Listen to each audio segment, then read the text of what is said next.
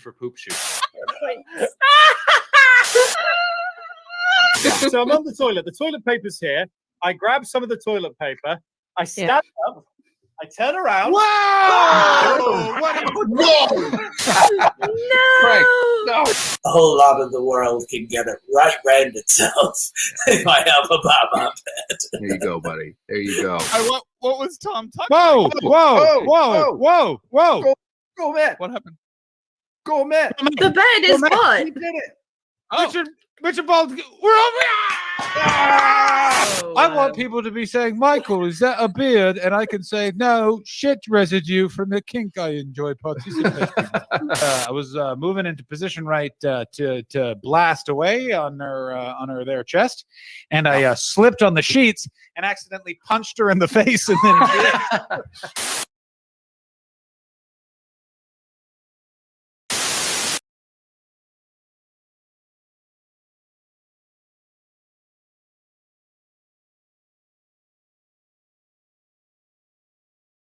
The same way a star gets awesome before it just sinks in on Explodes. itself. He was very fast. Oh no! I need to show you a video of me doing stand-up badly because you showed one last time. And three, I tried to, but I was just so talented. I know, yeah, you tried to. Just like intangible red flag territory. Like he's not saying anything Oh, specific, interesting. But like Yeah. just as he's talking, you're like, do not be in a room alone with this man.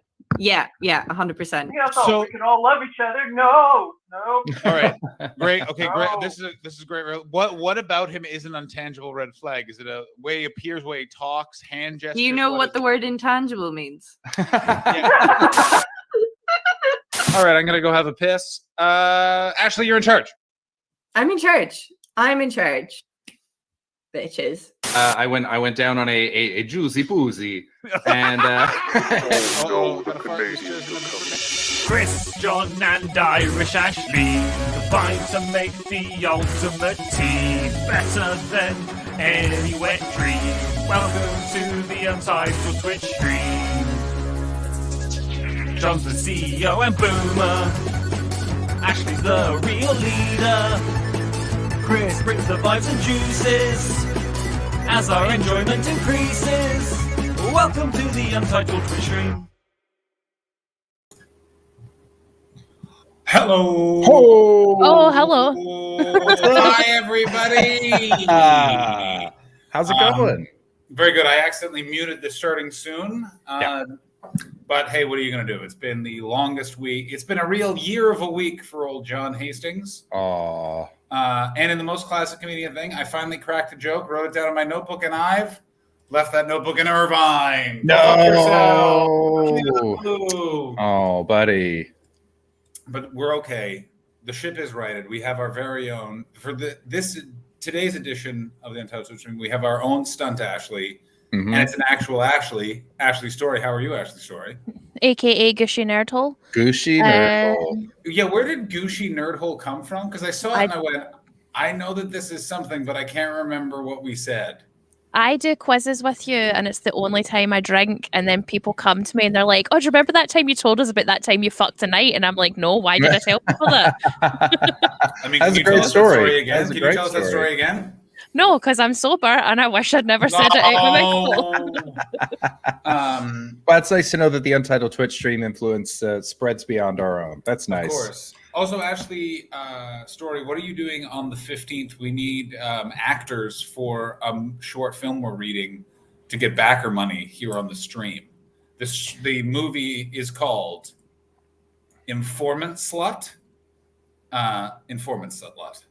How do you feel about that? You will not be portraying the informant slut. I believe you're a anonymous Russian. I can do Russian accent. Oh! Amazing. Made for it. Nailed it. Okay, cool. I'm down for that. Yeah. Okay, Nice. great. Yeah, very good. Yes, all stream admin taken care of. How's everyone else's energy levels? I'm ready to crawl inside a hole and then have that hole be hucked into the ocean. I feel good. I've been I went on a nice walk down by the ocean. I'm drinking a smoothie. I fucking hate you. I got There we go. Ah, isn't that better? Is that better? I hope his prostate swells up and his piss stream gets thin. I was thinking about this earlier, which is I think a really good insult for someone is I hope your fucking shits and your penises are thin from now on. Why would you want to? Penis No, I is would like a plural? thin shit. What? Pardon me, what? Why would you want a thin shit? Yeah, I would. No, I'd want a thin shit. No, but have you ever had like a really thin, long shit and you can't get any purchase on it, so it just sort of rests in your asshole? And you just have to let gravity No. slowly slip it out. I had one earlier today, and it was That's a loose torture. caboose problem. No, but my big caboose is shockingly tight. I've had more than one lady trying to work some stuff in there, and it's not open for business in the way that, quite frankly, I'd like it to be. That's just nerves. You got a loose anus. You'd think that. Hang on, let's bring them back. You No, would think I'm it's just enjoying nerves. jumping in and out. I like being All right. slave. See you, mate. See you later. But Chris, you have to only come in with positive things. You can't jump in with anything negative. Only positive things. Acknowledge, or I'll kick you out of the group. Acknowledge in the screen, you little. You fuck. Hastings. Fuck you. Hang on. Let me just do this, and I can't kick him. Anyway, So you've got a thin anus. no, So tight? I might have a loose. I think I have an exceptionally tight anus, but it still couldn't get any purchase on the thin shit. So I wasn't able to get it out for a while. It took like a 5 minutes of just sort of letting it slide out of my ass. Do you This shake? feels like a humble brag. I'm not gonna lie. Does it? I Yeah. don't think you guys have had thin shits. If you've had a thin shit, you would know it's nothing to brag You're about. like, oh my god, my hole is so tight. Like that's what it feels like you're doing. What's that voice you're doing? Is that a Valley girl, but she's from a Scottish valley? Oh my god, like my holes are so small. I don't. My like this ears are shit. so No, small. I don't like this character at all. This character is. What's this character? Scottish Valley girl. What's your name? My name is Small Hole. Oh my! It's a traditional Polish name. What part of Poland is your family from? Warsaw. Have you That's the been to only bit I know. visit? Have you gone to see your ancestors? See your ancestral home? No. How do you feel about Auschwitz, which John Hastings, is the only other thing I know about Poland? Backing besides away, war? backing away. Never mind, ruined Answer the it. question. Answer the question, Ashley. No. You could just easily say it's bad. It's always an bad. option. Wait, why did Scottish Valley Girl suddenly become a Southern man? It's bad. Oh It's my bad. God. It's I'll bad. say this It's way. bad. I don't like it. It's bad. I don't know if we're able to take the truly my mind just went blank. Chris, thank What's you. up? Hey. Do you So, like Chris, how yeah. is your anus? Yeah, Chris. pretty good. I've been eating pretty healthy, so my shits are brief but powerful. Okay. You know? Yeah. I know you having any problems with women getting up there and the tightness of your hole.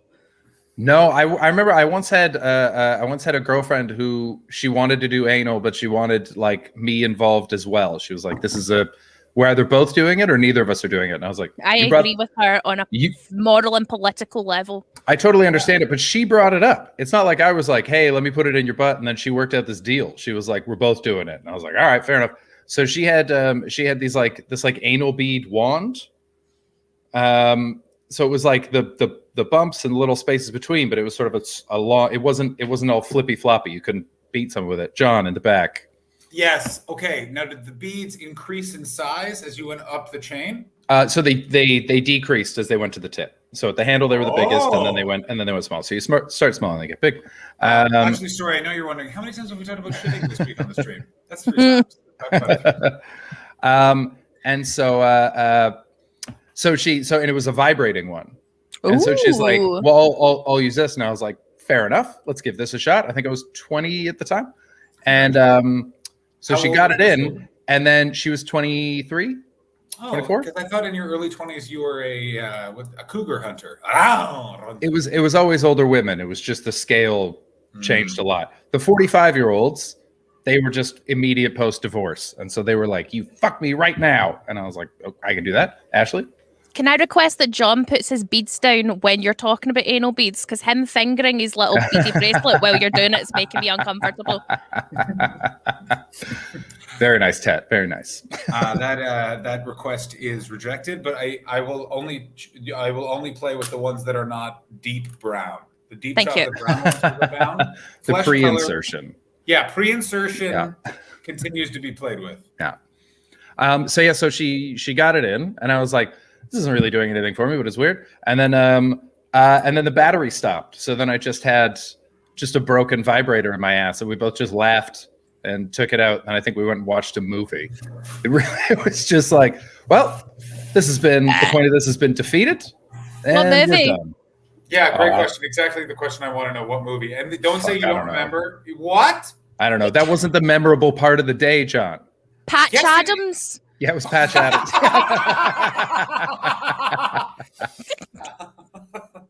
Nothing fits in me, and he doesn't fit in the world. Patch Adams, it is. I watched Bobcat Goldthwait and Dana Gould's stand-up special Joyride. This does relate to Patch Adams. Oh, I didn't know. And I there didn't is even know that just it was out. It's really good, but there is one unnecessary part where Bobcat Goldthwait just tries to correct the record on how people remember Robin Williams. And I understand it because it's his very good friend is being remembered in a way that is inappropriate. Mhm. But it tonally shifts so hard. So it's a cool thing. It's sort of like half road documentary, half them telling stand-up. Okay. And then there's just a part where he's just like, they're in the car and he's like, just talking about Robin Williams and how brutal it is to watch someone with Lewy body dementia. And then they make a butt joke or a penis joke and then move on to the next thing. And it's like, just sort of like, does he not know that Twitter exists? Like, he could have gotten this message out another way. Or maybe that he's tried that and it hasn't worked that way is the only way I can think. But it was just very like, He has talked about it in the past. He's brought it up in other, because I've seen him talk about it online a few times. But oh shit, I'm gonna have to watch that. That's very cool. it is really good. I would highly recommend it. And there's a very funny bit about gun control in there that Ooh. I think is, once again, I don't understand why we're doing bits about gun control in the US because it's just not going away. There's like there's like a billion guns in the hands of people in this country. Well, what's going to fucking happen? I remember seeing Bobcat Goldthwait live at a music festival, and I didn't know what I was expecting, but him telling great jokes and then taking off his pants was not part of it. Is that what he did? I hope you go, no, it's not. He told fantastic jokes. He was so funny, and then by the end, he just took his pants off and was just in his loose boxers, no brief part, just loosey old man boxers. I and thought Officer kept killing. Zed would have been So a briefs funny. man. So funny. I feel like the officer is shit-stained briefs. But so Ashley, how are you doing? I have no idea what you were just talking about. You were saying words, and I was like, "Oh, chill, cool, guns and bobcats." Sweet. Do you not know Bobcat Goldthwait? He's the man with the funny voice. He was in Yes. an episode of a podcast I listened to once, and he's in Scrooged, and that's about all I know about him. And I know that he directs films now, and that's that. He does, yeah. You never saw Police Academy? Like one, but I don't trust the police, so I didn't have a lot of fun like watching them jape. Because I remember when I was a child, the police dangled my cousin out of a window for stealing hubcaps and like That'll do slapped my mum for having guns. So I don't really Full like, Suge Knight. yeah. Hang on. Hang the fuck on. You can't dangle someone out the window for a ground crime. You have to threaten to run him over with a car. Am I wrong? The policeman, this is a true story. The policeman pressed the buzzer and I was 4 or 5 and I answered it. And he said if I didn't let him in the building, he would put me in jail. And then he ran up the building, grabbed my cousin and held him out of a window on the 3rd story. And then when my dad asked him how he got in, I was like, he threatened to imprison me, father. And the policeman called me a liar, but my dad believed me. Yeah. And it caused a big hoo-ha. And then I think something happened, but I got put in a room for that, so I don't remember. But nobody was arrested, and the policeman apologized. How old was your cousin? He was like 14, 15. Dang, a 14-year-old out a window. That cop is part of a hubcap stealing ring, and he's mad that this kid is honing in on his territory. Or that cop is missing 3 hubcaps and just went, for fuck's sake. I don't expect that from Scottish cops. I've had nothing but very nice interaction. I know. As usual, evil people were very nice to me. But that sounds like American cop behavior, not lovely, lovely Scottish police. Well, see, I guess if they'd had a gun, it would have ended a lot quicker. They had to dangle him out a window as That's a fair opposed to point, just yeah. shooting him. But yeah, No, I think it's pretty much the same like vibe, just different tools. Oh, Beardy Noise, I completely agree. I live in Los Angeles, California, and I saw a cop put on his sirens. I'm not 100% sure, but I'm pretty sure to get through a drive-through faster a couple of days ago, and that just never stops being the worst thing I've ever. Like a McDonald's? I think it was a White Castle, it was not a White Castle. It was Carl's on the West Jr. Coast. I think it was one of those hipster- Wendy's. I mean, A&W. A&W is not in Southern California. Wendy's is totally understandable. Those triple dicker burgers, they can't be beat. I believe it was some sort of hipsterish coffee shop. A coffee shop with a drive-through? That's They're all over. hipsters. Yeah, it's LA. Everything here is hipsterish and has a drive. It's a drive city. What do you want from me? Classic Beardy Noise coming in. Lol. Triple dicker. But what I think it is that just no one's paying attention to the cops again. So now the LAPD is back to being right dicks. Like I'm so sorry. Oh yes, your stink fuels us, madam. Top notch. Thank you, but that was a bubbler, and then it felt a bit foamy. I'm so jealous burp because I can't burp. That's why I fart so much. There's no burps. What? You can't I burp? What? cannot burp. Can you not like? No. Try it again. You have to force the bubble down first. Nope. Nope, can't do it. Oh my god. Oh It sounds my- like you have no idea what it is though. Yeah, Because it sounds none none like of those sounds are associated with burping. Okay, so how do you try to make yourself burp? How do you do it? Because I can't do it. so. You you like get the swallow air and in your burp. mouth. Yeah, you swallow the air, push it down your chute, and then push it back up again. Mhm. No, can't that's do just it. a groan. That's just a groan. Yes, is that how you do it? There you go. Ugh. I can't That's do a that. worry, John. Maybe that's why you're so sickly. I know. Yeah, that's probably why. It's why I'm. That's why I'm like a wee pale boy. A wee old pale 4'11" boy. That's fucking Death Rattle Hastings. That's me, baby. But it's why I have so much ass gas. You know what I'm saying? The fucking it's got to get out of somewhere, and it goes out the other hole. Then it takes its time. It sits in you for an unhealthy length. It probably bloats you out. It's nasty. Get it out your mouth, bud. Have you tried just starting throwing up? Starting there. Good idea. Let's try that. Just start puking, and then rein in the solids and just keep the air. I do that when I get bad wind. Like you just like give yourself a little deep throat, but you just stop before you vomit to get the burp up. It feels like a thin Really? line. It feels like a real thin Yeah. line. How many times have you accidentally made yourself throw up though? No, I'm really good at. I have a very like bad burp problem, so like I can usually measure it to when I'm gonna burp. I developed one in the last few years. I never used to burp, but now every time, as soon as I've had a beer, bop, bop, bop, constantly. I don't know what happened to my stomach. It used to be such a tough boy. Oh, My stomach is still pretty awesome. Like it just does not fuck. you up. can't Like, burp. Shut the fuck up. Yeah, but I can eat anything bad. You want to fucking do this story? Huh? Listen, just because I respect you, You're- because you're able to hug your own hair with your butt cheeks, and I think that that's Not the greatest anymore. I thing cut it all ever. off. No, Ashley, no. What? Why? It had to be done. It was getting poop on the end of it. Yes. Stream is over. We retire. Greatest thing that I've ever heard in my life. I was looking like a Mormon sister wife. I saw myself on television and I genuinely looked like I'd escaped a cult in Utah.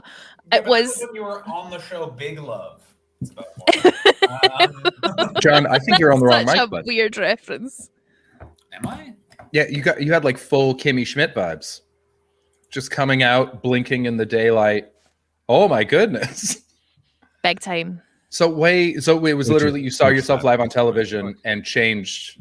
You were like, I can't look like this anymore. I did it was called Mission Accessible, and it was a travel show, and I was like in a graveyard with Rosie Jones, and I saw myself from behind, and my hair, it literally looked like a person who'd been in a cult, and I felt really bad for myself. Like you weren't a co-host, like you were just a ghost following Rosie around the cemetery. Yeah. I know somewhat what you mean, in that I appeared on a shot in the middle of COVID stand-up show, and I was just going through a lot of things, and I didn't realize I had put on like stress weight. But it's not like I'm very lucky that if I put on weight, it's distributed throughout my body. Can't really tell. This was not. It was just in my face and belly, and I am wearing way too tight of a shirt, and it's like, why am I smuggling all this ham on television? And you're just like, I need to throw that shirt away. And I did, and I felt better ever since. I got pictures from a show that I did the other day. They had like a professional photographer roaming around, and it looks like I look like an overinflated air mattress. Oh. Like, like my legs and face look normal, and then my torso just looked like just wrong, just a little bit too much. It was very odd. No, my whole body during lockdown, just like everything just went up 2 inches, and it just looked weird. It just looked fucking weird. And I was like, nope, going to the gym. Yeah. And now I lift things and I feel better. Nice. Are you doing the Fern Brady powerlifting movement, the Jess Fostekew? Oh, I don't know. I used to do this years ago. It's the guy that I went to like 6 years ago. I just lift heavy shit, and he does World's Strongest Man stuff. So I like pull cars and flip tires and sick. Do you do the big like ropes? What do you mean you flip tired? Hate the ropes. I hate them. I've got tiny little hands, and it hurts to hold. But I do the yoke where it's I want like, you to know. What? Okay. They have smaller ropes. No, these Yeah, are but heavy he ass doesn't. ropes. Oh, he doesn't. No, fucking prick. Tell him get a fucking get a thinner rope. Why does it always seem to come back to like we're talking about your poops and peen? You brought that up. You brought that up, madam. Listen up, graveyard hair. Don't you be throwing things at me when you're throwing things at yourself. I'm trying to help you get your little hands. I'm old graveyard hair. I hang about the graveyard boys. You want to see my poop locks? Who was this? That's the ghost of a Mormon sister wife. Yeah.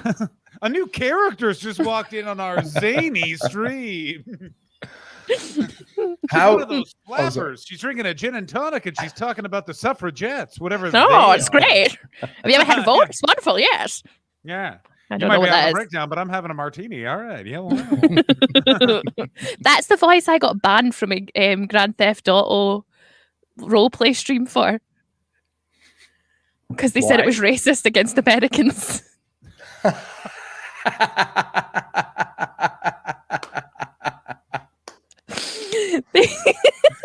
First off, not a race. Cool. Yeah. Good start. Famously, problems of race within it. Stop discriminating against women from the 30s in our country. They're a race. I was like, oh, I love this Grand Theft Auto. It's a wonderful game. Look at me, my car. Woo-hoo. And they were like, you can't do that. And I was like, I don't want to play in my own voice because I feel very self-conscious role-playing in my own voice. I have to do it in a voice. And they were like, no, you can't. Also, no one's ever talked like that. No one's ever talked like that in real life. That's full radio voice. That's what. No, they would have talked like that. No, apparently that's an accent that they made up within the movies. I can't remember the whole story, but someone did like a deep history into that. Like, hey, what do you say, guy? How's it going? I like the card in your hat here. I'm a journalist. Tell me everything you know about the Nazis. Yeah. Everyone needs to know. Fritz is on the move. Oh, is he going to take Poland? No one will ever tell. Got to stay here with Chamberlain. He's a wise man. Yeah, no one ever talked like that. That's like a voice that they created for American entertainment that became the standard American delivery in movies and radio for years. And it was was that it? It was so they didn't sound too American or European. It was like a transatlantic thing. Okay, cool. That's what I said. I said it's a transatlantic voice. I said it's not an American voice. It's a transatlantic radio voice. And they were like, oh no, it's a slippery slope between that and somebody doing a Chinese voice. And I was like, no, it's not. It's not a slippery slope from that to somebody doing a Chinese voice. That's not how that slope works. Also, that's not how a hill works. You could have also come back to them going, well, what is a Chinese voice? Because I have a friend who's from China and they sound exactly like me. And then they'd be like, goodbye. Like that's what would have happened. To be fair, Ashley, were you doing the eyes at the time? Oh yeah, well. No. Are you sure? Are you sure you weren't doing the eyes? positive. You know what I like the Yes. most about I'm not Ashley? is Gigi Hadid. that- Did she Who the do fuck the is- eyes? Who the Yeah. fuck is that? Who the fuck is Gigi? Did you just ask who the fuck is Gigi Hadid? Yeah, I don't engage with British culture. She's Oh, not British. She's she- American, you plum. Is she's like a model. She's loosely related She's- to the Kardashians. The world, nope. She is literally like one of the world's most famous models. She is the daughter of Yolanda, one of the Real Housewives of Beverly fucking Hills. Oh, that She would- was I'm a in real a Housewives of Orange relationship County man. with Zayn Malik, who recently pushed her mother, Yolanda, in an altercation, and now they've broke up. How do you not know this? It's breaking news. I mean, I'm gonna need you to spell me her name so I can look up this whole thing because this sounds like Gigi, Gigi, Hadid, Hadid. oh, first thing that comes up when you put in GI is Gigi Hadid. Shove. Yes, All right. What? she's beautiful. And Zayn Malik was in. One BTS? Direction. No, Oh yes, of course. he broke up with Perry from Little Mix to go out with Gigi Hadid. Oh my She god! sang "This is a shout out to my ex" in reference to him. I want you to know something right now. Everything you're Yes. saying, everything you're saying. Everything I've I'm never heard saying. any of those words before in my entire. One Direction was the first thing I recognized. Is it because I'm saying it in a Scottish accent? No, I understand most things in a Scottish accent. I'm not a English asshole, so I don't go. Oh, you see, translate. I don't understand what you. You know what I'm saying? Yes, Beardy Noise, that's about Zayn Malik. When Perry from Little Mix says in the song, "Hope she don't fake it like I did," she's talking about faking orgasms with Zayn Malik. Oh no! Filth. Oh, that's rough. That's almost as good as Toxic's being about Super Vet. What the fuck is Super Vet? Yeah, who's Super Vet? Toxic is not about Supervet, don't lie. Britney What is Spears never Supervet? had an interaction with Supervet, and if you tell me otherwise, I will shit my pants right now. And I'm What? wearing an expensive onesie. Who is Someone Super Vet? What is Super Vet? Super Beardy Vet, Noise says yeah. it literally is. It literally is Yeah. about Super Vet. I mean, this I is the think I greatest just had a explanation mini of who stroke. John, One Direction are like Steely Dan for children. I love it, and I agree Do you with know that. what's worrying? What We're the is- same age. I know. When we were just That's- into different bits. But of actually, culture. if you were to bring up, say, the JFK assassination, he would have equal amounts of enthusiasm for all the bit players Yeah, within you'd- that. It's just and you know different what's fun? interests. That's you all. would think that I would think Lee Harvey Oswald was a shooter. I don't actually believe. I believe the official narrative because I think that they planted the conspiracy theory as a distraction. Yeah, fucking who? Super Vet was a reality show about a vet who was really good at being a vet. No, fuck off. You got to be kidding me! It's about a veterinarian. Britney Spears fucked a I thought it was veterinarian. about a vet. I thought it was at least about a veteran. Okay, I need to what look is- this up. Toxic. There- Supervet. Supervet Noel Fitzpatrick is reportedly the man behind Britney Spears' Toxic. Holy shit! Read this whole article to me now. Holy God, fucking Beardy shit. Noise. Holy fuck. Ashley, make good on your fucking promise. That expensive onesie is about to be soiled. Soiled. My Savage X Fenty onesie is ruined. That's £95 down the drain, motherfuckers. Britney Spears' song Toxic is an undisputed pop classic known for its addictive beat and for its star's brief foray into air hostessing. But according to Pop Bitch, the 2003 tune, which includes lyrics like "A guy like you should wear a warning," could well have been inspired by a very unexpected figure, Channel 4's super vet, Noel Fitzpatrick. Okay, but apparently, so I'm reading a thing here about it where it was inspired by the writer or like co-writer Kathy Dennis, who had dated him. Britney didn't date him. No, co-writer because did. Brittany wouldn't have been allowed out her house without her dad's Yeah. permission. Yeah, Brittany was in a cage making this motion with a cup while the song Brittany was had being a, written. a shock collar on, and That's right, anytime she she went did. near a man, she got jabbed Yeah. by Also- Papa Spears. And I mean this, the biggest shock of my entire lifetime, Kevin Federline, an excellent father. Yeah. Like, do you Pretty surprising. understand? Like that, you could have bet $1 billion. Like in 2002, that guy, great dad, does nothing. Who would else have but known? No idea. Also, best wrestling heel of all time. Showed up for one episode of WWF Raw. No one has ever been more disliked more by that fan base because wrestling is just incels that didn't have a name yet, and they were like, he took the girl we all loved. Kill him! Kill him! John, is that a raised X on your hat? Yeah, it is. It's a patch that I'm slowly gluing to this hat, but the sides are not glued yet. Okay, gotcha. Is that in reference to your Got Talent appearance? No, I just wanted something on this hat, and then I saw a tie-dyed X patch, and I went, "That's fun." But is that not the thing they press when they don't like you? They In didn't that press any of program you those were things in, when I did it, so you want I people to wouldn't think know. it. No, it's Wouldn't know. it's a subliminal message so that people go, "Oh, that's that guy from Got Talent." I mean, I wish I had that kind of forethought. I would just wear a giant American flag shirt and be like, "Huh? I'm here. I got talent." Yeah.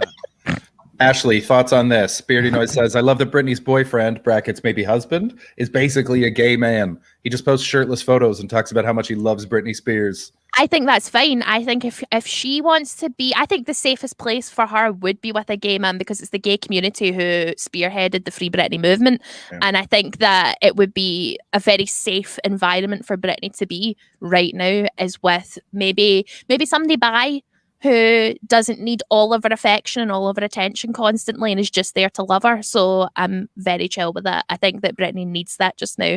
I have nothing but love and respect for Britney. I especially loved her Halloween costume, which was a dead woman who'd been murdered after coming home from drinks with her friends and was found the next day by her neighbor, and her death still remains a mystery. That was the entire name of her costume. So specific. Jesus Christ. I need to see a picture of this. I'll tell you something. I'll tell you this. In 2018, I moved to Los Angeles, California. Look it up. That was literally the title of our costume. Within 2 weeks, they had a show called The Sauce Show at a Pizza Hut or a pizza restaurant. The woman one of the people that books is a woman named Babs. And I said right then, I went, here's one thing I know about Babs. In no way will she start a podcast, which is what coined the hashtag Free Britney. In no way will that be possible. And then look at me 4 years later, or 2 years later, I was shocked when I can literally be like, oh my God, I have the email and phone number of the woman who started hashtag Free Britney. Blew my goddamn mind. Babs, the woman who worked on Will and Grace. No, Babs and another LA comedian had a podcast about Britney Spears' Instagram. Okay. And they were the ones that slowly were The like, secret wait a minute, I think she's sending us messages. She was. Yeah. In her Instagram, she literally worried. People said in the comments, Britney, if something's fucking going on, wear yellow. Next Instagram post, she's wearing yellow. They were like, okay, this can't be a coincidence. Wear blue in your next picture if you are in danger. Next picture, she's wearing a blue dress. Like, she was sending us blinky messages of, save me. My dad's got me enslaved. Jesus Christ. Because every now and then something like that would pop up through my Twitter feed and it would be like, Britney's sending messages through her Instagram. And I was like, I feel like I've heard this story before. But I haven't. That's fucking wild. Did you not know any of this? I mean, I knew about the conservatorship and things like that. It was the messages through the Instagram. I thought that felt like it was, they were digging a little, they were looking for things that weren't necessarily there, but I didn't realize that they were like, if X, then Y, and then she would Y. That's crazy.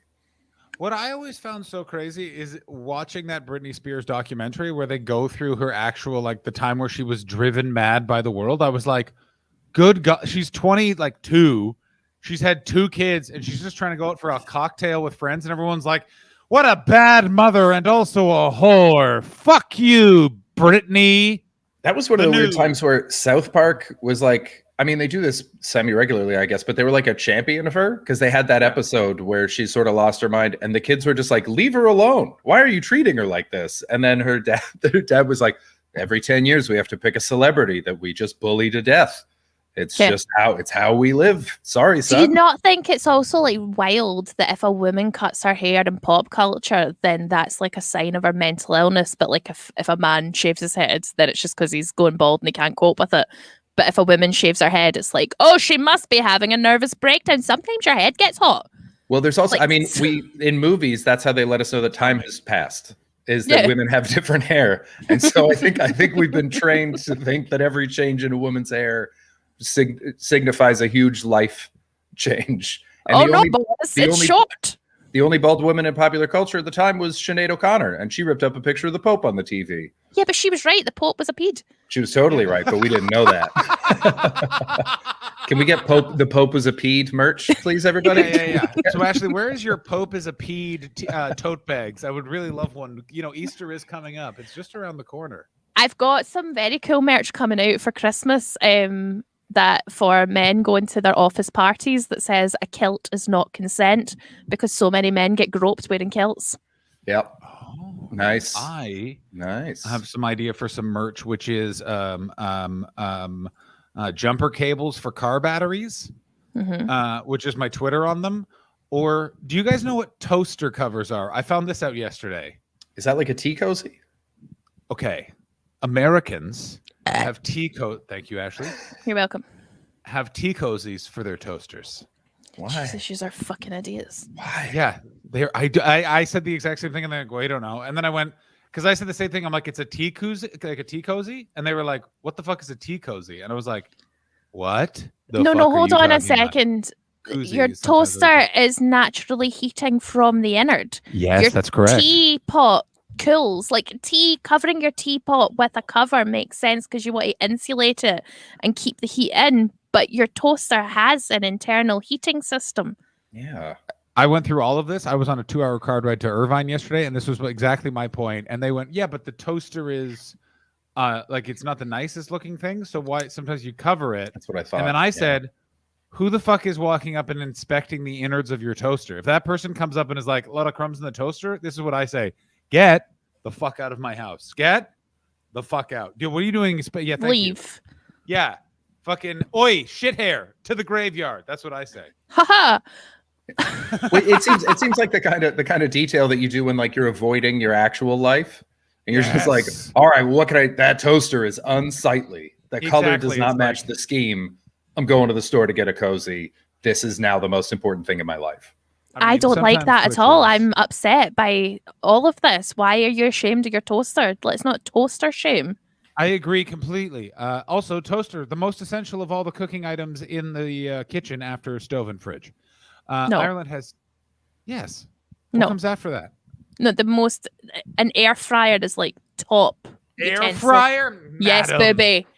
Oh, you haven't lived. John Hastings Maybe I haven't. does everything. I said oven. After oven and fridge. It doesn't do everything. Does it make tea? I bet you I could. I bet you I could make tea in my air fryer. We got time. We got time. Madam, we have time. I challenge you.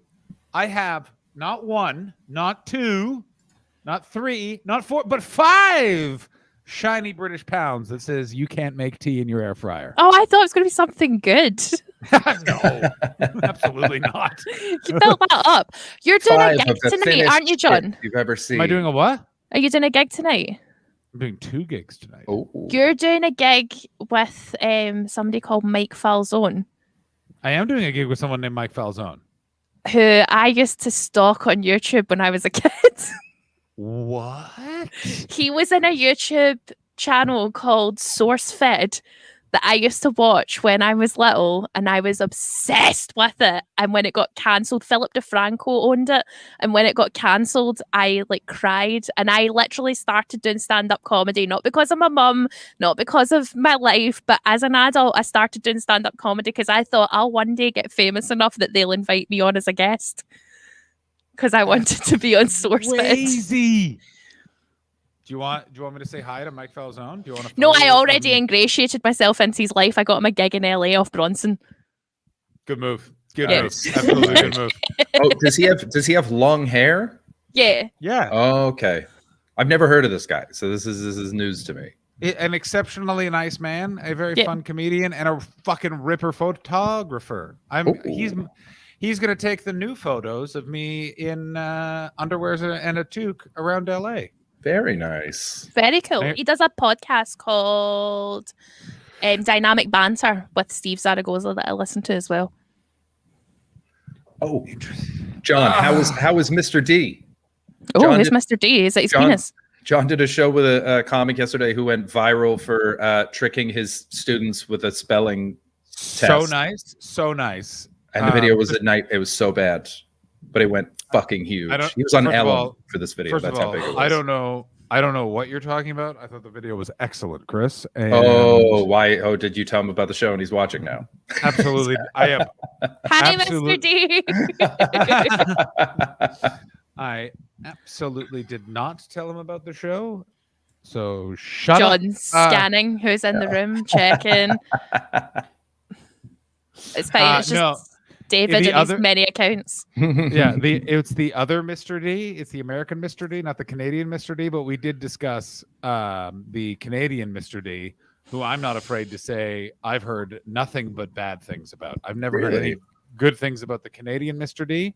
I heard because he had his own sitcom and he wrote one of the scripts, and the showrunner didn't intercept it in time, and I got to the read through, and he misspelled your Okay. through and though, and use the wrong there, like THIER, That's not bad person shit. That's just bad writer. That's. and then got very angry at the writers for correcting him. They were I, like, I thought you were gonna say they didn't intercept it in time, and it was just full of slurs, and it was just like no, it was just him calling everyone "you people."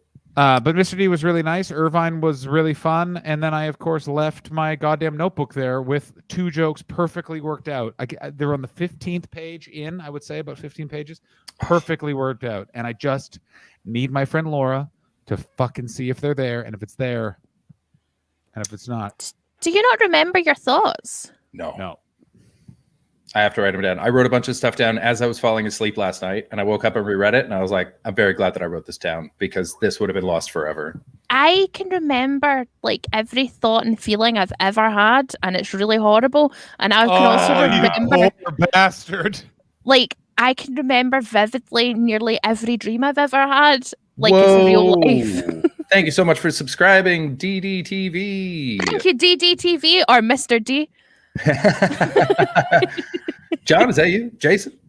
Jeremiah? I can't remember. I know it starts with a J. Can't remember his first name. Django. It's Django. Django. It's Django. Django. He's the night. Django. I had a dream. I'll tell you this, and I know that people's dreams aren't interesting, but I had a dream last week. 100% disagree. All people's dreams are so fucking fascinating. All I want to know is about people's dreams. Go ahead, Ashley. I'm so excited. Thank you, John. I had a dream 2 weeks ago that my radio producer's boss, Nick, drove me home and he got lost, and we ended up in this area that was created completely of wood. This bit doesn't really matter, but it's just to give you context. And the area that was made, all the buildings were made of beautiful timber. It was very like, you know that fucking weird film where she's got flowers in her hair and then her boyfriend's sewn in a bear? Midsummer. Yes, I do. Great. All super woody like that. And it was a cult, and they were like, welcome to the timber cult. And I was like, oh, cool, timber cult. And I had to become a timber saleswoman.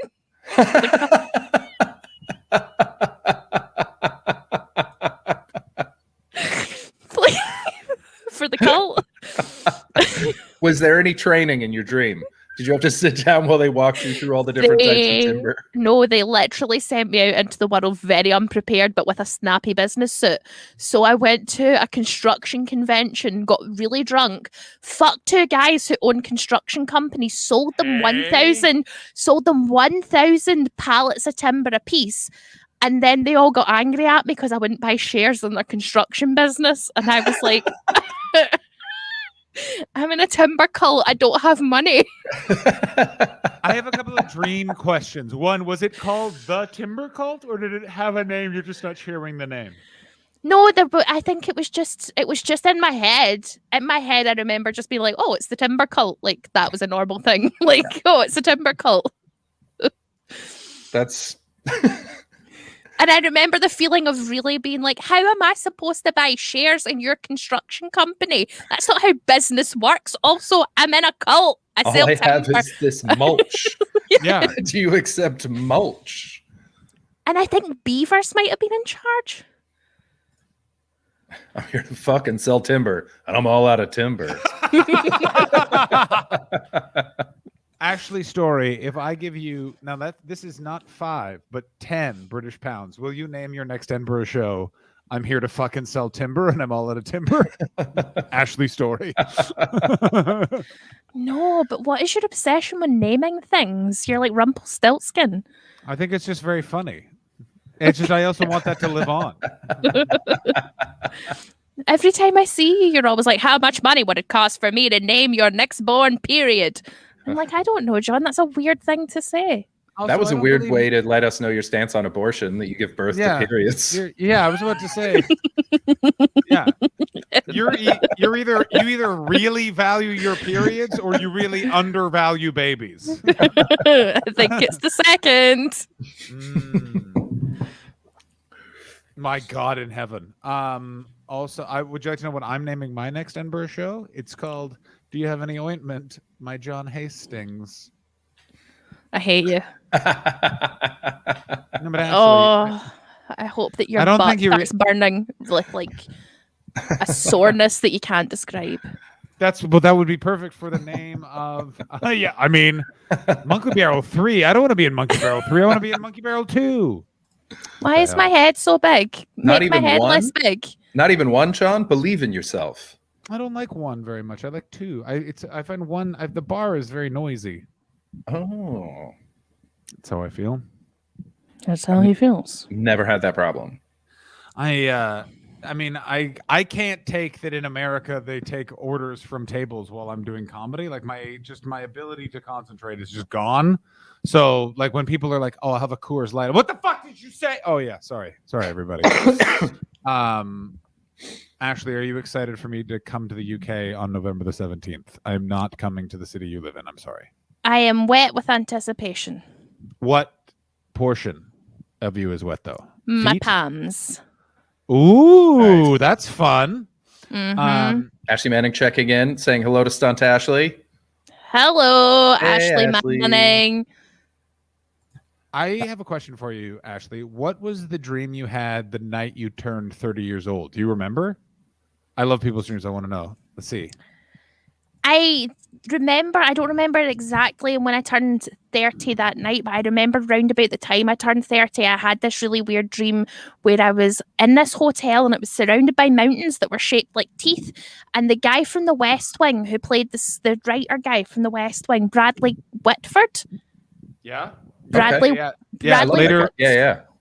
Bradley Whitford was a drug dealer and had an evil twin who was a policeman.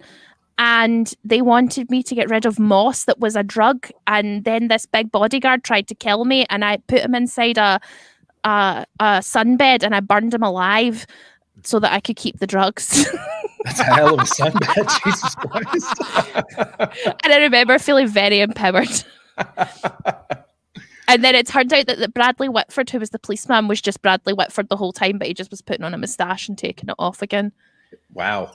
Hey. It was a plot twist.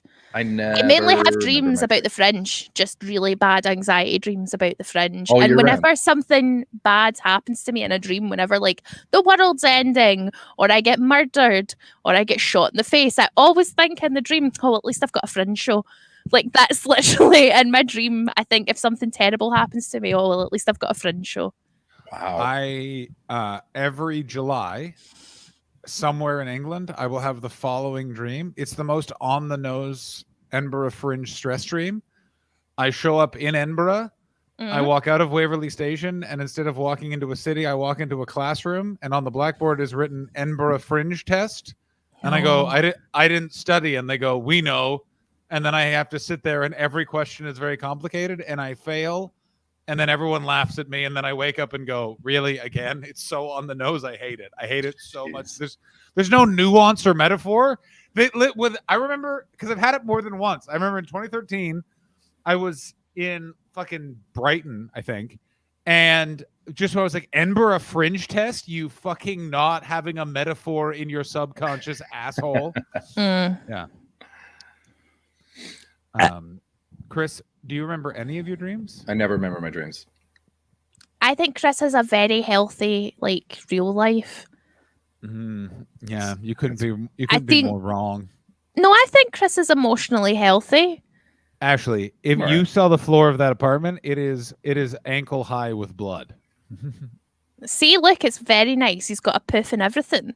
I think Whoa, that whoa! We don't use that word on this stream. that thing, the square thing that you put your feet on. Yeah.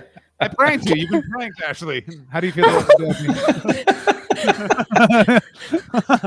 That's unkind, John. That's unkind.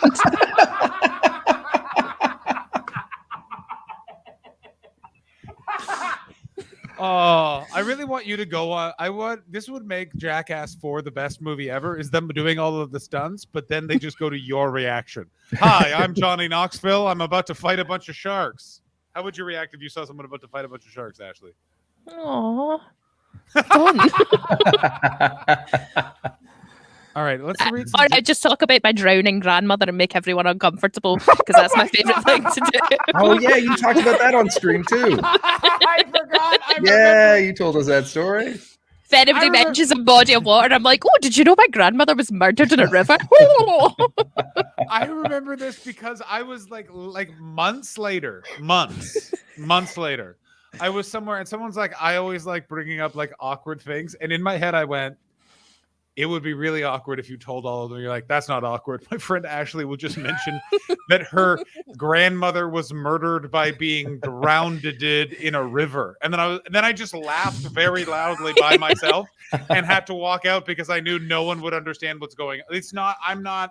COVID has officially put me to the other side of I need to be only with friends I've had for a while because I've gone too deep inside. The context is gone. Like I can't be like, oh, I'm laughing. Listen, I have a friend who's in Scotland. She has a radio show. That's not important. What is important is that her grandmother was murdered in a river and she likes bringing it up a lot. And now I'm bringing it up. I brought it up and there was the only time it's ever gone really badly, but it cemented my friendship with Dulcie Sloan was we were sat together. She's an American comedian. I know she's very and funny. we were sat together in the Edinburgh Fringe and Ramon Rivas was there and this American bird, one of them had brought this American girl in and she was very West Coast. And Do the voice. Do the voice. Do the voice. I'm well in the story, so I obviously have to bring up Drowned Granny. 'Cause Ashley, quick thing, just a quick question coming in from the chat. Nana needed floaties. yes. Or just a less violent boyfriend. Anyway, so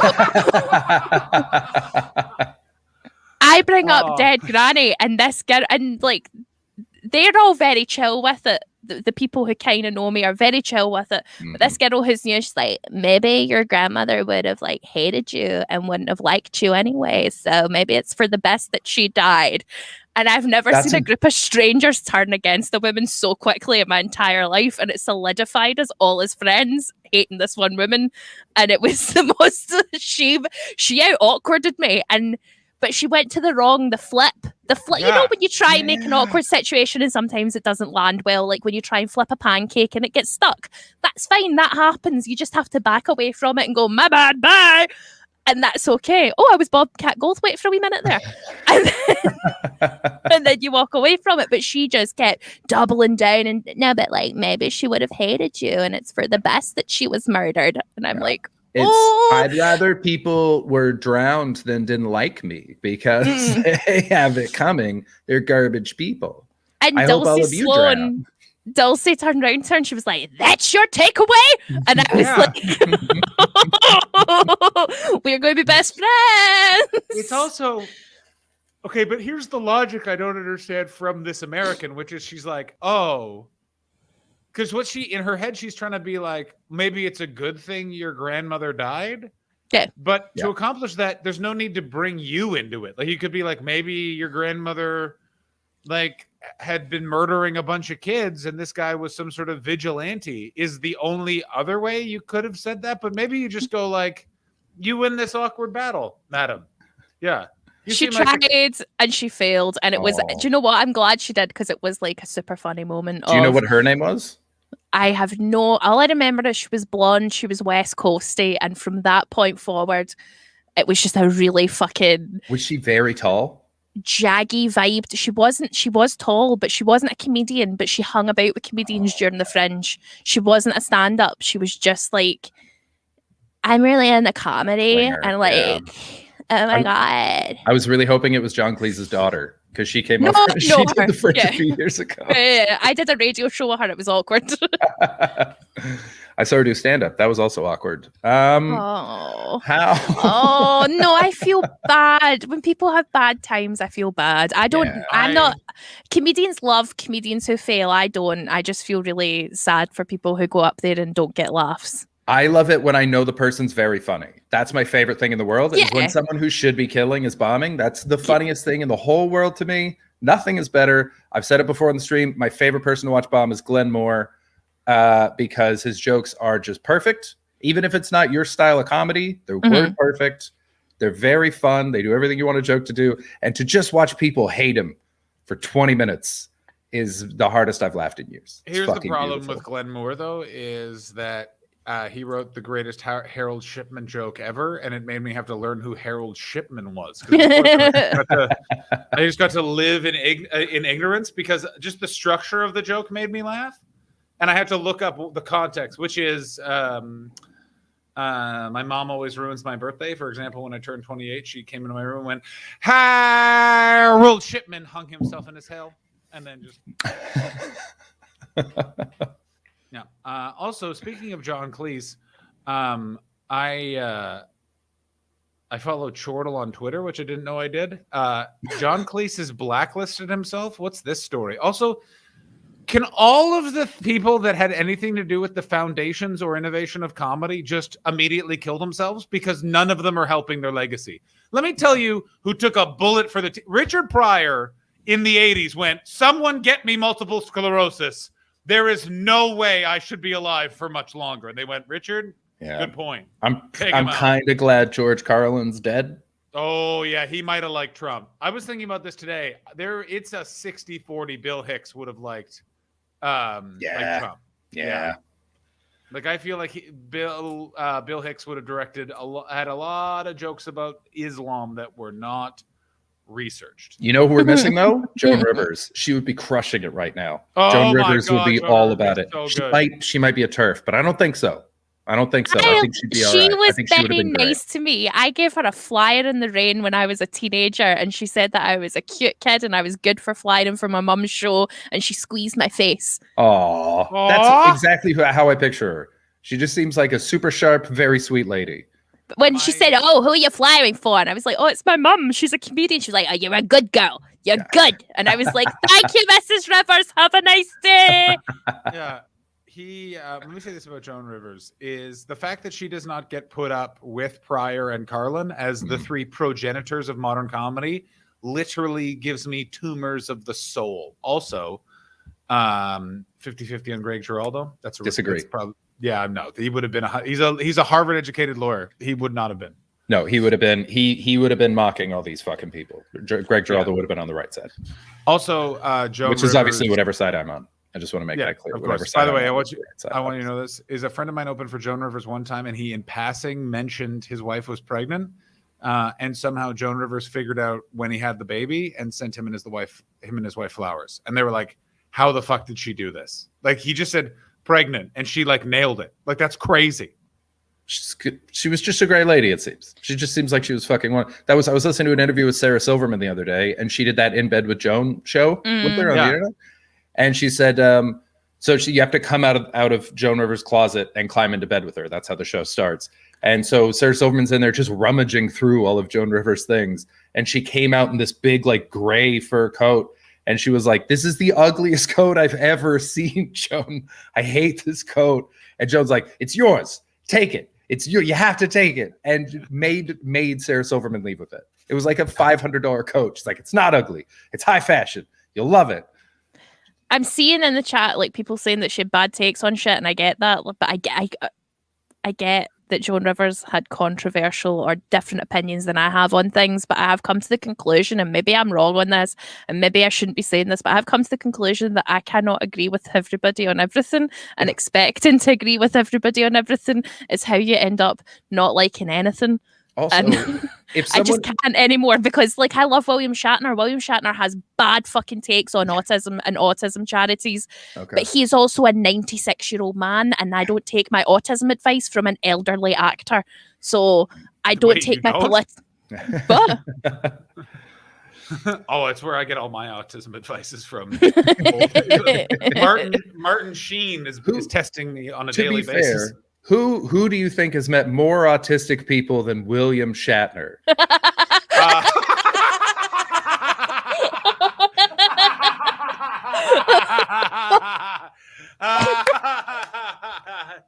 Take a bow, Chris. Take a bow. ladies and That was gentlemen. good. Take a bow. There. Holy shit. But Holy yeah, fuck. he does support a charity which pretty much like encourages you to just kind of squeeze the autism out of your children through practices that make them feel sad about how they behave. Hug the autism out of them?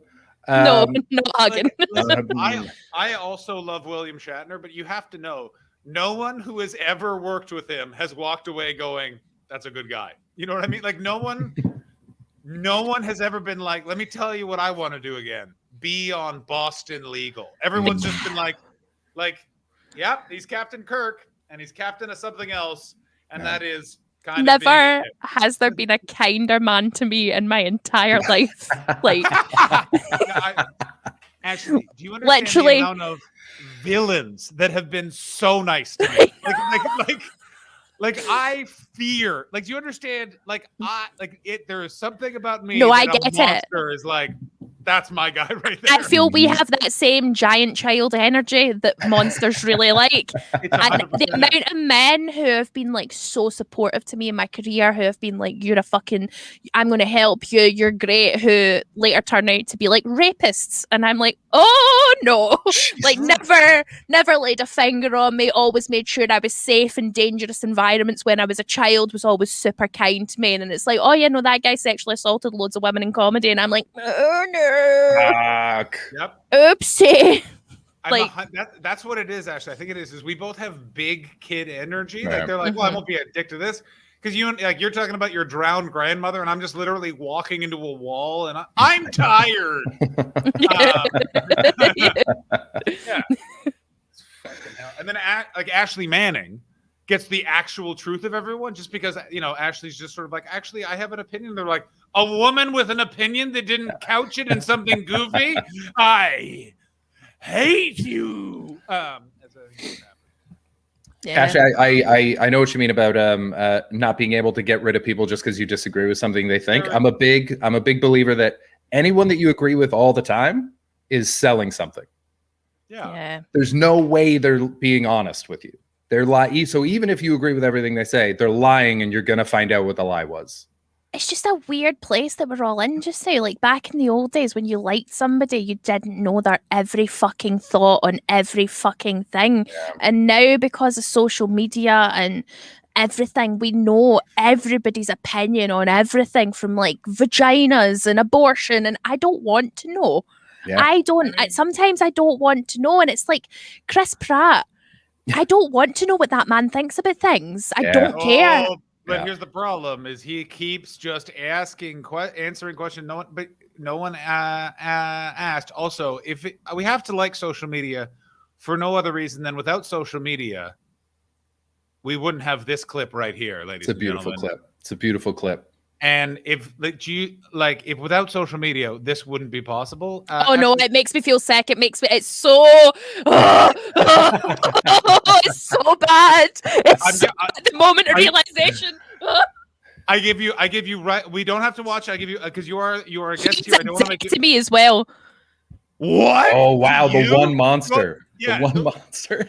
He was a dick. He was a very full of himself dick, and he had a bad gig. The one gig I went to in LA. Bad gig, didn't he? Oh, he's such a bad comedian. Also, such a piece of shit. I mean, are you okay if we watch this? But he was so hard for himself, and it was so funny when he failed.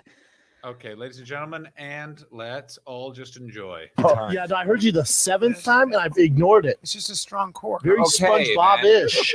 But hold on a second. How did it come out? Like, how did they? The boy's mother ended up finding it. Finding it? What do you mean? It Snapchat goes away, right? How they? He probably saved it. You can screen record. Which one of them said haters? You got to know that that's going to happen. Some people do some crazy shit. Yeah, it says teen's parent reportedly found the photos on his phone, which he saved from Snapchat. Also, Mom, quit being a cockblock. Oh, that's so good, but also so like I hate that's like, you know, when you see like Russian guys dangling off a crane and you get that like sharp pain in your butt from just like shared anxiety. Yeah. Like empathy anxiety. I feel that when I watch that clip. I don't like him, but I feel that oh my god moment in my butthole. What's nice is I just figured out how to really zoom in on his face, so we can now watch it just. The man in the middle. Who's the man in the middle? Oh, very good question, Ashley Story. That man is Brian Callen. He was on the same gig, and he did really well. And he went on after Mum, and that guy, the one who was on the Snapchat, he went on before Mum, and he was really bad. And then Mum was really good, and then the man in the middle went on after, and he was like, "How am I supposed to follow that Scottish lady?" But he did really good. But that guy there was really bad. Yeah, Chris D'Elia. Yes. I like how you've just refused to use any of their names to just go that guy to that guy to that guy. Very good stuff. The one with hair was bad. The one without hair was all right. Let's watch this now. Just only zeroed in on his face. This is going to be absolutely delightful. And here we go. Yeah, no, I heard you the 7th time and I've ignored it. It's just a strong core. See? Very Okay, SpongeBob-ish. But hold on a second. Oh fuck. How did it come out? Like, how did they The Parents. boy's mother ended up finding it. Fucking finding haters. it? What do you mean? Haters. Snapchat goes away. Oh You god, probably look at his saved it. eyes. You can screen record, take screenshots. You gotta Oh, know that God. that's gonna happen. Some people do some crazy shit. Yeah, it says teen's parent reportedly found the photos on his phone, which he saved from Snapchat. Also, Mom, quit being a cockblock. Amazing. I have become weirdly obsessed with his Instagram. I will not follow him, but I'll pop in every once in a while because he is really trying to rehab his image. And you can see it because he hasn't deleted all of his posts, but they're all like him on his podcast being like, let me tell you who's a whore. Anyone who's not a man. Like, just not that great comedy. And then suddenly there's a scandal, and then every video is just him with his 1-year-old son. Like, it's just like, are you fucking kidding me? It's like a Tinder profile holding the puppy. I'm not a monster, I swear. Yeah. In no way have I fucked this dog. Ashley Story, are you a dating app person, or are you're freewheeling on the streets? I'm not anymore. I don't really. I tried it, and I tried to be a normal person with the old dating hoo-ha. It looks like you're masturbating, John, and I don't like it. It So really stop doing does. that with your arm. Full looks. I think your leg was jumping up and down. That's what 100%. Yeah. And I tried it, and I don't like it, and I've just decided that I'm happy by myself and like having sex every 7 years like a Vulcan. And Nice. You have met William Shatner, haven't you, madam? I just don't. I'm too autistic, and it's too much pressure to like compromise who I am as a human being for another human being, and I don't have it in me, and I just end up becoming a cunt, and I feel bad. That's good to know. That's a lot of people end up becoming cunts in relationships. Yeah. And just power on. Just I mean, keep going. I totally know what you mean, because I have a couple of friends that really push through with dating and are like, I gotta find someone, and I'm always like, do you though? Like I never understand that. Like, you need companionship, and I'm like, I know some people that are in relationships, and I know they are some of the loneliest people out there. Like, just like, Yeah. like, I'm in love with this person.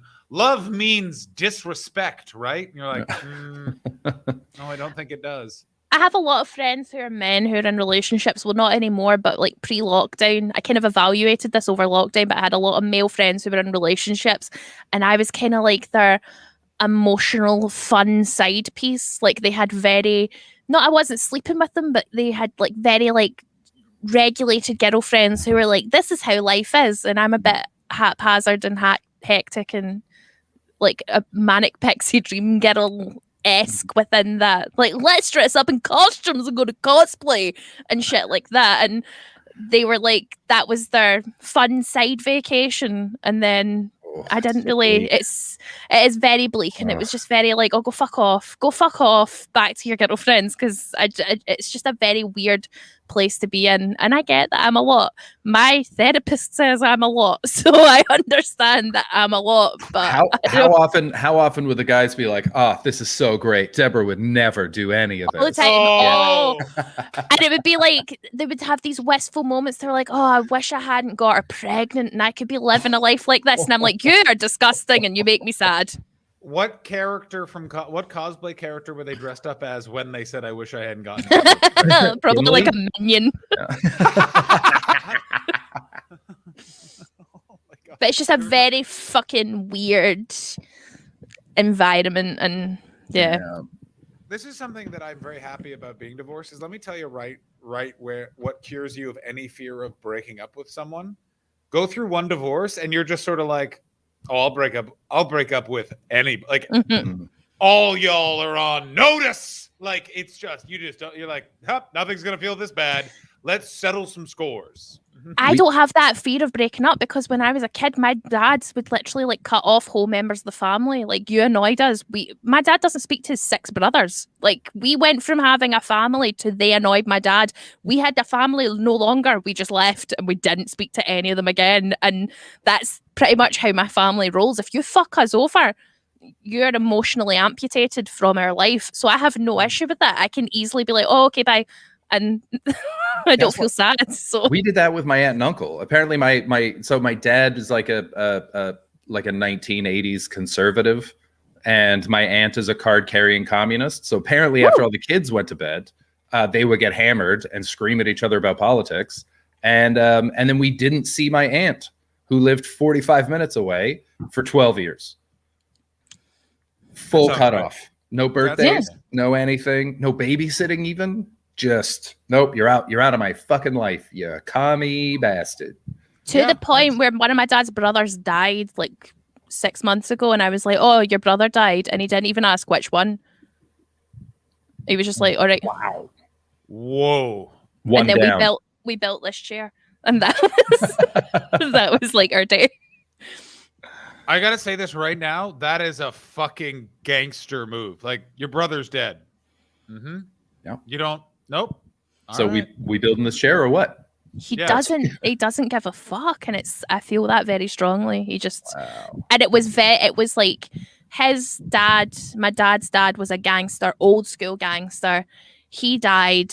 My dad inherited the pub and the building. My dad's brothers went, "We are going to fight you in court for this pub and this building, and we're going to make your life a living hell." And my dad literally went, "Take it, bye, never speaking to any again." And we just left with nothing. And we're just like, "Oh, you need it, have it." And within 7 months, they had run the business into the ground. Yeah. They had destroyed everything. They had ruined everything they'd built up, gone, because they were idiots. And yeah, sometimes I like see a funny head in a crowd, and I think, is that one of them? Is that, I don't know. I wouldn't know. I wouldn't know to recognize them. It's an interesting thing. I had one part of my family had a dispute for a bunch of years, and it's a very interesting thing to watch a family then come back together after that, because it's like you keep being, you're like, "Oh wait, oh yeah, we're nice to each other now," but you're like, "Hey, Babbitt, oh yeah, we keep it cool. We signed a treaty." Yeah, but like it's so funny also how like context will change some of that sort of stuff. Like there's certain elements of like, and there's like so many blood feuds in my family at this point, like that where like I'm on like, I don't even know what side I'm on sometimes, but like throughout the course of my life, like some of the people I'm like, "Man, these people are really cool," and then I get a little bit older and I'm like, "Nope, not on that side." I got like when the 20-year-olds like, "These guys are rad," the 31-year-olds got to be like, "Yeah, no, you can't do that." Also, there are a couple of secrets that have come out that I've gotten because I'm so removed from so many situations. I am now on a list of, there's 4 people that have to die, and when they go, oh, we got some stand up. Oh, yes. Fuck. Like there is, yeah. No, I have that as well. Like it's like I'm like if they could all die around the same time, like one of them, it's so good. Wow. Here, I'll tell you guys because you're removed from it. So let's pop into the private chat. Fuck yeah. This is good tea. This is good tea. Spilling the tea. This is like, so Beardy Noise says, we excommunicated my aunt after my mother died. Honestly, it was the only upside. That's it. It can be freeing. It's like, you were the only connection here. Get the fuck out of my life. Get my out uncle who died, he was the one who inherited my granddad's old mansion, and he was very, very, very violent towards. I've just read the chat, and I'm trying to like not show my face too much. It's by the way, there's more coming, and let me preview what face you will make. He was very bad to women, and I have like. I'm really into serial killers, and I really like. I think he is one. Like I think he is one, and the things he did when he was younger, like he's got the full McDonough triangle, like in terms of like explain the three. fire setting, bedwetting, and abuse as a child. Like Is that it? The full like the things that happen in a child's life that the McDonough triangle is fire setting, bedwetting, and abusing animals, but he also has the added thing of his mum hated him and didn't want him, and as soon as he was born sent him away, and he only got brought back when she started having other kids. Wow. And and he did fucked up shit. And the way my dad, because daddy's super autistic, the way he describes stuff, he'll tell you a story that is so harrowing and like something out of a horror movie, and he'll say it in such a light, airy way while he's like eating a packet of minstrels. You're like, Daddy, that's really fucked. But yeah, I'm convinced there's bodies in that building, and I know they're going to have to rip it down because it's so bad. When you find out that he's a serial killer, are you going to be more horrified by his crimes or more excited that you were right? I'm always excited by rightness, so probably excited by my rightness, because I did contact the police and offer them a sample of my DNA to run against unsolved crimes, like the Golden Gate Killer guy.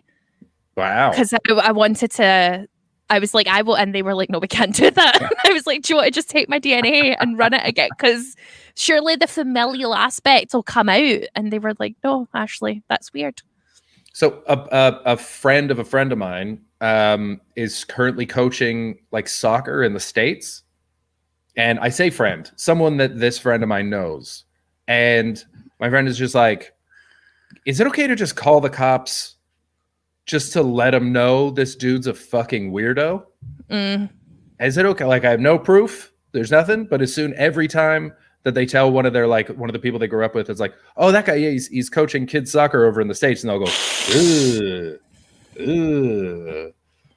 I feel like. What do you do in that? But like, what do you do? Because it's that thing where it's like, oh, don't just go and say shit about people. But at the same time, whenever something terrible is happening, or some guy like gets caught with women hidden in their basement, they're like, if only we'd known, if only somebody had said something. Yeah. And then you think of that guy who's like, oh, I really should have said something, but it was impolite.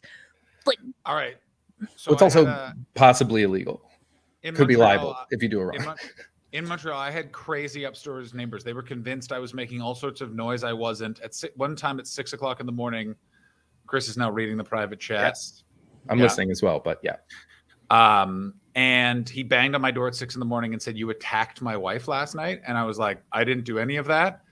And he like screamed at me and then like marched upstairs and slammed the door. And I was like, what the fuck? And then the landlord had to have been there really early, heard the commotion, came up, and was like, what the fuck was that? And I was like, this guy is screaming at me, doing all sorts of crazy shit. And he was like, yeah, I don't like their vibe. 1 second. And and by the way, Montreal has one of the strictest tennis policies ever. I don't know what he said to him, but he walked upstairs and he came back down and he went, they will be out by the end of the morning. I am very sorry. Wow. And if you ever see them again, let me know. Like, we'll get the authorities involved. And he had a look where he was like, fuck. And I was like, these fucking guys are up to fucking nonsense. So crazy. So nuts. But yes, the private chat. Oh, man, I am waiting for that guy to die, because that joke, and then the part about guessing a part of it was the craziest thing ever. That's because we were randomly talking about it, and just went, you know what I've always wondered? And I was like, what? John, this isn't good content. Having conversations like That's not good for your viewership. Viewers, I'm Ashley- sorry about that. That's inappropriate. John apologizes for doing I do not in-jokery. apologize. I certainly do That's- not apologize. Ashley, we have a Patreon to here stand where you in. can get the private chat. Yeah, we have Yeah. a Patreon Okay, tier. so that's They- fine. Tell them that then. Ladies and gentlemen, Do they if know? you want to know that story, head Yes. to the Patreon, get access to the private chat. Away you go. You did not tell me that, so I'm so fucking glad I didn't write my thing down in the fucking private chat because you I mean- should inform Well, your guests before Ashley, they to be come fair, on. It's $100,000. It's Okay. $100,000. It's $100,000. It's $100,000 a month for 1 year, and then they get access to the private chat. Like, as a stand-in for Ashley, who is the true leader, I feel like I need to just keep you on track and make you behave yourselves in an appropriate way, which is conducive to good podcasting. And being all, oh, we know a secret isn't nice. They love I the will, secrets. I'll They have love you the know, my secrets. voice is much deeper than that. Why is he just sitting there with his eyebrows like that?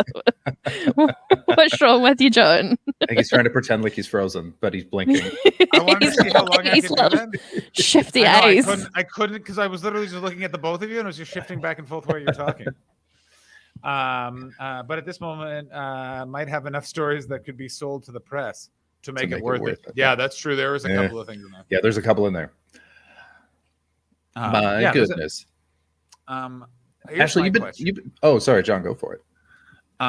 When you say like in the building there's bodies somewhere, here's my thing about serial killers is they always seem very good at hiding bodies for a bit, for like and then they just go right off. There's no kind of, you know what I mean? Like they're like, they dumped it in lye, they put it very deep, they covered that in concrete, and then It depends on what kind of killer you've got. If you've got a product or a process killer. So there's people who just like the killing and they don't care about the bodies afterwards. But then you've got people who like to keep the body parts near them. But then you've just got like convenience guys, like John Wayne Gacy. He just started throwing bodies outside because he ran out of space. Like that's literally. That's all that happened is he ran out of space in his crawl space. To this day, I don't know how he managed to have like parties with people in his house and they didn't go, it smells of dead people, because dead people smell and it's a distinctive smell. It's not like a smell that you can confuse with other smells. It's a distinctive smell. Well, when Jeffrey Dahmer was caught, the cops that were finally had to be begged in to go in smelled dead bodies like on the street. I'm pretty sure. Like they weren't in the building. They were like, "Oh, back up. We're gonna need backup." Wow. Yeah, and they didn't. Yeah, it's fucking insane. Also when Dean Corral, he got caught, he like killed a lot of teenage boys. They literally stopped looking after a point because the sheriff didn't want to like win the top serial killer prize for his state. So like they just stopped looking for bodies at like 32 because any more would have been too many. And they gave prisoners work release programs to dig up the bodies because it was so stinky that the policemen didn't want to do it. And some of them took up smoking to like cover up the smell of the. It's fucking bad. But yeah, it's icky. It's icky, and I think there are bodies. And that is what Beardy Noise is saying about Toronto police. Yeah. There is a serious issue with Canadian crime solving. There's a huge That sounds right. Like- Oh, by the way, for podcast listeners who couldn't see that, Beardy Noise said there was a serial killer who preyed on the gay community in Toronto who basically got caught by the community because the police didn't do shit. Would you Oh, like to sorry, know- Ashley, you were saying the Canadian cops? Seriously, but every time I read a case based in Canada, I'm always so shocked by how inept the police are. Canada has a huge issue, especially with prolific serial killers. They don't do any profiling work, and they don't have people like the FBI that literally will come in and be like, da da da da. Like, for example, Robert Picton was the guy feeling Piggy boy. The FBI had been brought in for one of the people was a missing persons case, and they contacted the FBI for some information, and a profiler was like, hang on, and like ran it, and he was like, you have a serial killer, you need to start operating like this, and this. This is, and like literally profiled Robert Picton based off of like 2 pieces of information. The RCMP got in like huge shit. The main problem with Canada is if the RCMP get involved, they'll botch it because they're the shittiest federal police organization ever. Like they are continually having scandals where they find another room with 11,000 rape kits, and they were like, "What is this?" And they're like, "We only have the money to store them. We don't have the money to process them." And they're like, "What are you talking about? Who makes your budget?" And they're like, "We do." Yeah. Shut and even up. though this is quite dark, Boomstickery has pointed out that there is a massive issue, even within that issue, of Indigenous. Yeah. Oh Well, that was federal government sponsored abuse in the church and stuff like that. Beyond that, was, just the number of people who are in the Indigenous communities who are murdered, whose murder goes uneven investigated because simply because they're less than dead, because they're not white. On the Highway of Tears, I remember Stephen Harper said, because there was like clearly a serial killer or sort of a community of killers that were just murdering First Nations women. And Stephen Harper, when they asked why he wouldn't start an investigation on a federal level, he was like, that feels like a local issue. And it was like dozens of women have been murdered. And he's like, well, not really my problem, though, is it? I think this is like something, because my grandmother, who was murdered, not in a jokey way, I'm not doing this for the funds bits, but because she was an alcoholic and she was poor and she was from one of the poorer communities, when she went missing and when her body was found and when her boyfriend said she fell in and I waved at her and the police just went, oh, okay, even though people had seen them fighting at the riverside, even though there was witnesses who'd seen a violent altercation, even though he had previously been arrested for attempting to murder her, even though all of that had happened, the police did nothing about it because she was poor, because she was an alcoholic, because she had a history of mental illness, because she was somebody who was just it wasn't important for them to investigate. It's something that if I won the lottery, I would throw all my money behind just solving the crimes that the police refused to look into. I would create my own police force and it would be called Ashley's Task Force and we'd all have cool costumes. Describe the costumes right now. Thank you, Of John and I. exactly we got to know. Like steampunk. Monocles, tall top hats with like piping around them. Copper piping. Here's my question. And I got to ask, how do they talk? Oh, they talk like this. Hey, boys. So is this it is what mandatory? Yes. Yeah. And they'd have like with those a sword in it. A copper glove with steam things. Oh, nice. Nice. Coming in from Beardy Noise, I feel like this is a great franchise extension for Informant Slut. Yes, absolutely. Way to keep your eyes on the prize, Beardy. Wes Anderson. And coming in from Yes Meatballs, this is returning to CESA's leadership has a lot of ex-RCMP who did crimes. Oh, yeah. So, what you said about the FBI, when another famous Canadian serial killer, the Ken and Barbie killers, Paul Bernardo and Carla Homolka, of course. The FBI did come in and gave a profile that was completely wrong. So, it didn't help at all. And it led to them giving a plea. Well, it's they botched that investigation so badly. If they had literally just opened up the walls, which is the first thing you do with serial killers because they hide shit, they would have found the tape, and the tape shows that Carla Homolka participated in all the murders, and they would. Even before that, when there was the rapist, there was he was doing the multiple rapes, and the FBI got brought in to profile who the serial rapist was. And it's like, it's two men living alone with low education, and it was all so bullshit. Yeah. Paul Bernardo, by the way, way too much detail given about that case on the news when I was 10 years old. Like, I learned so many things where I was like, what's that? And it's like, oh, that just, why are we listening to this? Well, we want to make sure that you have to pay for a therapist when you're in your 30s. So harrowing, so fucking harrowing and scary. Because I never heard that case until she was getting out of prison. Yeah.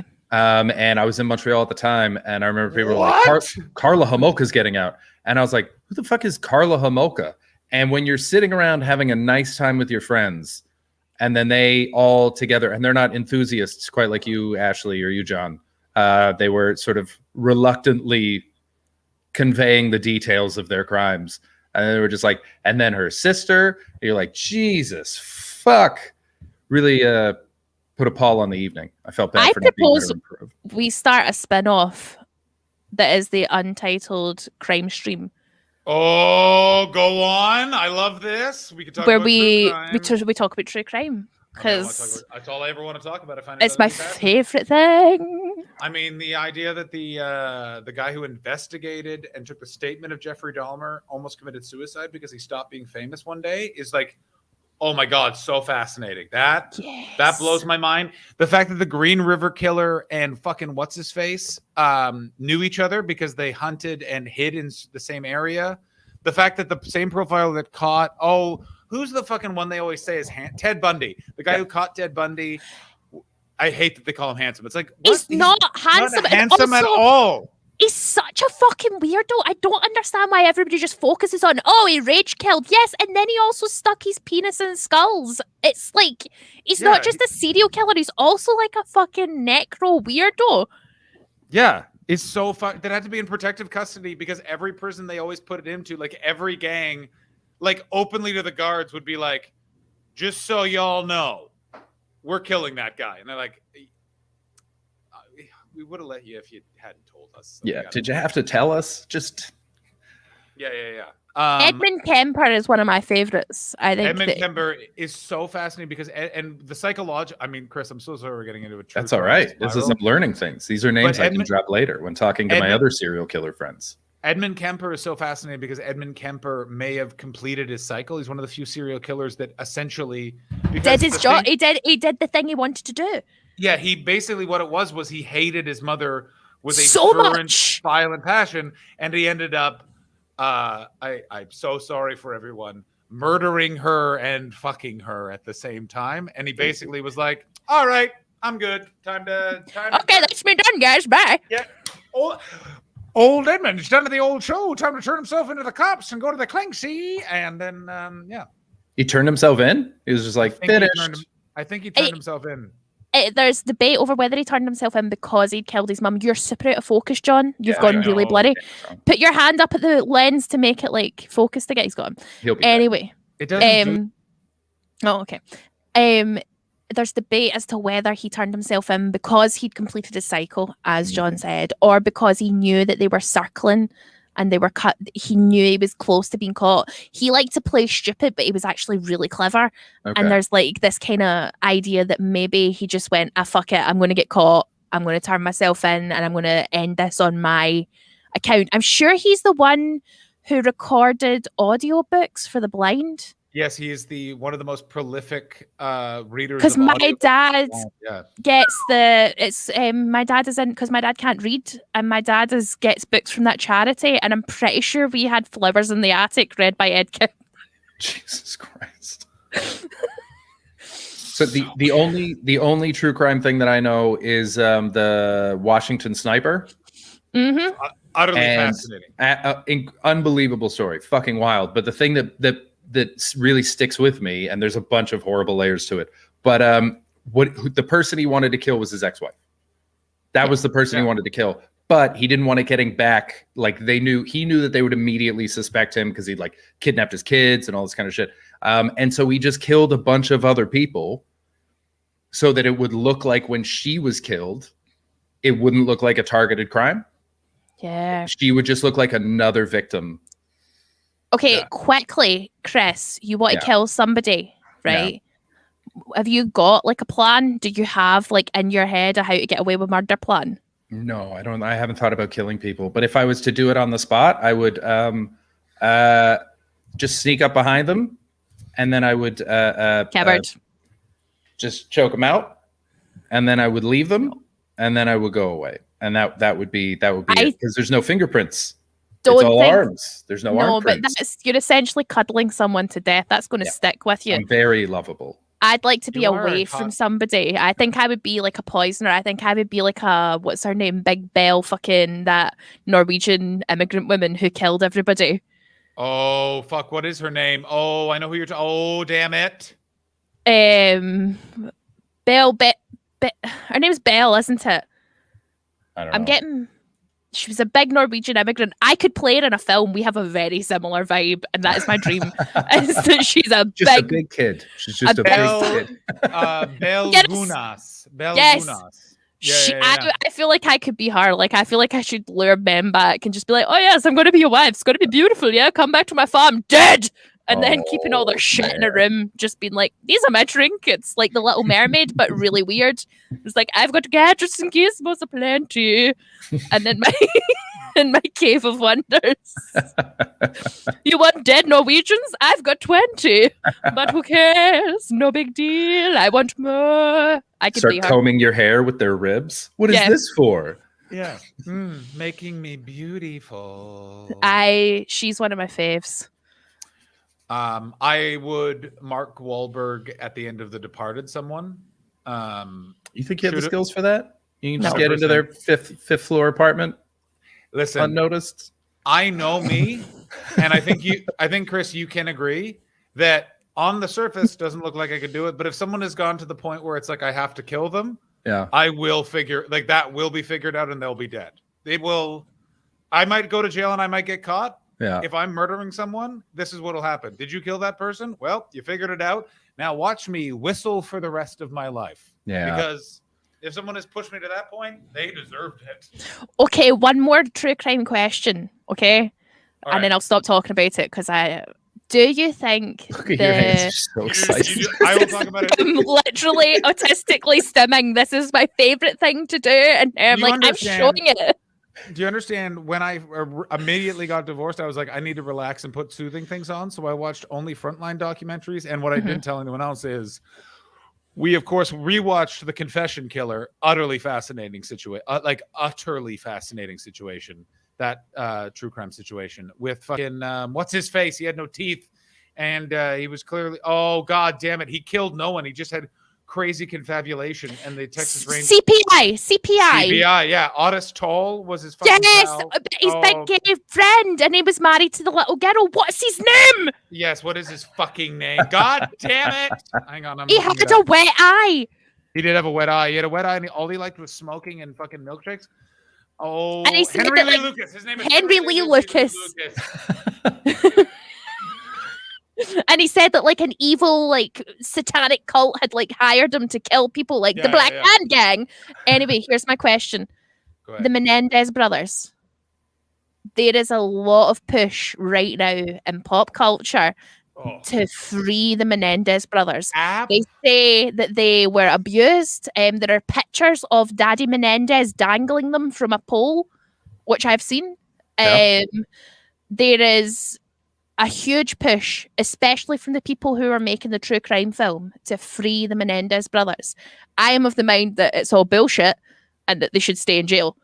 Yeah. Are we all on that page? It is I don't know enough about it, but yes, they killed their parents, mean- right? And they were pretty chill about it afterwards. Didn't Not seem Yeah, to only pretty be chill. upset. Okay, Pretty chill. It's again, it's one of those things where we'll never really know what exactly happened, but No. and I think about this all of the time, is they Exactly had right, possibly, Tiger. Yeah. They had possibly the worst therapist that has ever existed ever. Yes. This guy, and also fun fact, if you guys can guess the stand-up comedian who was going to that therapist at the same time as the Menendez brothers. Robin Williams. Yeah. It was not Robin Williams. But here's a clue: had a sitcom on Fox. Like Ray that. Romano. therapist- It was not Ray Romano. That was on CBS. I don't know American channels. Fuck off. Well, you fuck off. Actually, we just become best friends. It was Christopher Titus. Christopher Titus. Oh, damn. I thought you They said are? Chris Hepatitis. There they are, Ashley. If you haven't seen this, that's the Menendez brothers in the background of a Mark Jackson basketball card. Yeah. Let me see if I can zoom in a little bit. There you go. When I found out it only cost $250,000 to go into space with William Shatner, I almost Menendez my parents. Yeah, but oh man, because it's a lot. What is it? It's Lyle, and what's the other Menendez brother? Lyle, I don't know. There's the hot one and the bald one. Eric. Yeah, there's Eric, and yeah, yeah. Lyle is the no. Yeah, I don't know. No, Eric is the not bald one. I'm not sure at this point. No, I think they definitely did it, and they're just incredibly manipulative people and are trying to get away with shit. It's also I think. But here's the question, Mhm. Scott. Here's who I don't think did it: Scott Peterson. I don't know who that is. He He sounds like a killed- hockey announcer. So Scott Peterson was the guy who was accused of murdering his wife, who was pregnant with his child because he was having a mistress. He had a Okay. mistress. If you actually look at the evidence against Scott Peterson, he Mhm. didn't. There was almost no evidence. There was a home invasion that happened during when she disappeared. There was a violent drug gang operated in the area. The police kept being like, well, he probably dumped the body in this boat. It would have been right here. They would have dumped it right here. And then eventually some part of her was found there, but not a part consistent with being dumped over a boat. The media totally manipulated what his involvement may or may not have been.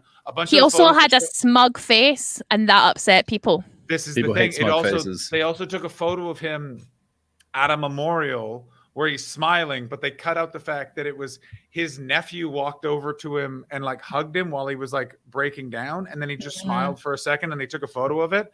There was also a report that he tried to escape from Mexico. He was 90 miles away from the Mexican border, going to his dad's house, who lived on the street he was arrested on, and the media just reported he was escaping to Mexico. Was never escaping to Mexico. He was having an affair. Let's not mince words. He was having an affair. Also, the jury was routinely recorded and documented socializing, which they're not allowed to do, and openly talking about, we're getting justice for that baby. We're getting justice for that baby. And they are not allowed to be saying that. And it should be a hung jury. He has had one appeal. They did not hear all of that evidence. They were like, no, not enough. It's so, you're like, holy shit, I don't know if he did it. Wow. Fascinating. Justice for Scott Peterson. You heard it here on UTS. John wants to free a baby killer. John is pro baby killers. Well, mine, the one I think might not be true, is Charles Albright, the eyeball killer. Never heard. There wasn't a lot of physical evidence. A lot of it was all a lot of circumstantial evidence. He to this day maintains his innocence. He's never been. I don't know. I read a lot about his case. I did a lot of interviews with him, and there's just something doesn't sit right in terms of his conviction for me. But he's the one that I'd like to look at properly all the way through if the police reinvestigated it.